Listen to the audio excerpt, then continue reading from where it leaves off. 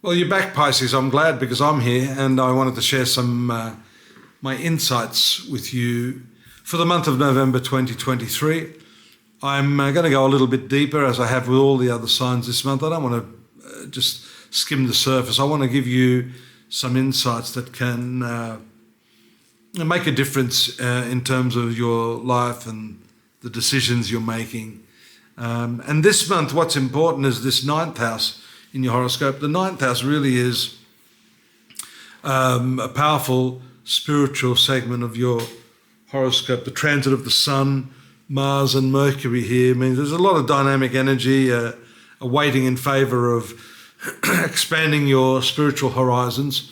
And on the 13th, we see that new moon taking place there.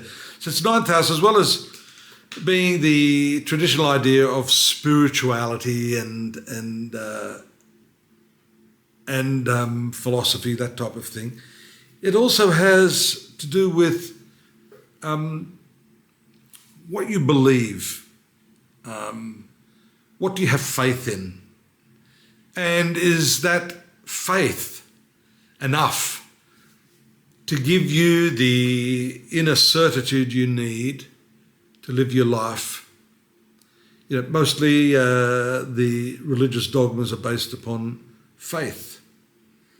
You can line up 10 people of different faiths and they will argue with each other, but the fact is they all rely wholly and solely on faith to believe in their specific version of God.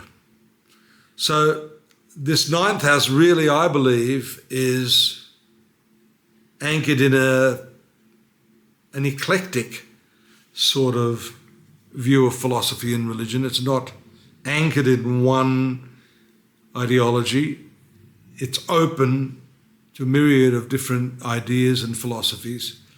And that is what's necessary right now, rather than pigeonholing yourself in some preconditioned notion of what God is or what, spirituality is. It's about stripping yourself bare and allowing, I suppose, in a way, the natural energies and spiritual forces to come knocking at your door. So it means having no preconceived ideas.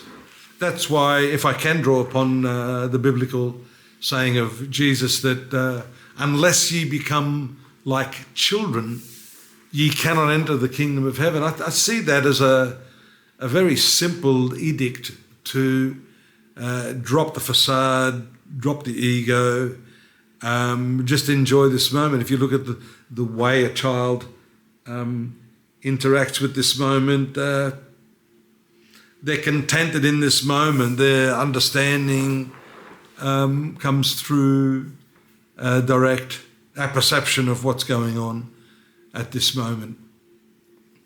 And so it's all about, I think, this month, this new moon, developing this art of not projecting. And that doesn't mean projecting your religious views on someone else. This means projecting any judgment on what's happening right now. There's this natural default where this is good, this is bad, this is right, this is wrong, this is okay, this is not. When in fact, all of those value judgments are only perspectual.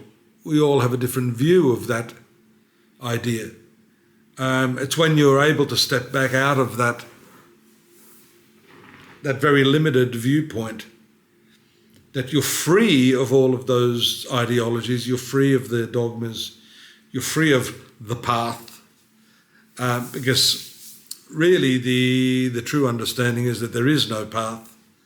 And if there is a path, then all you're doing essentially is postponing your happiness till you achieve something at a later time.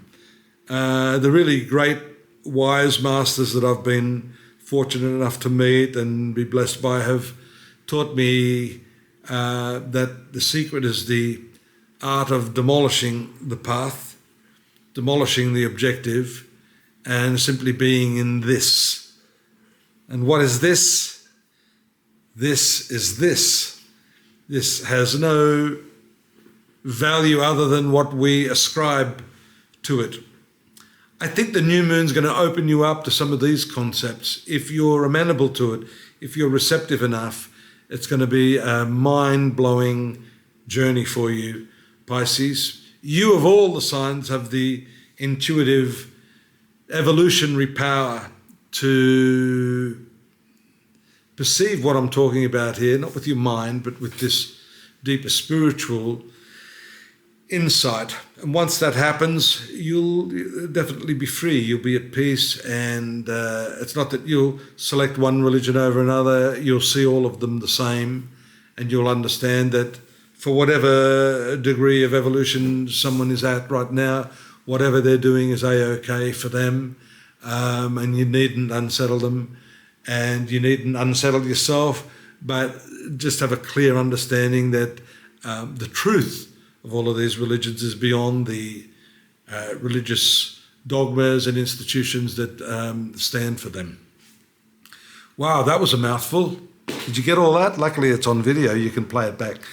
I'm going to leave you now, but I do want to remind you of the monthly forecasts we have there at astrology.com.au. You follow the links that my assistant Kay has put in there.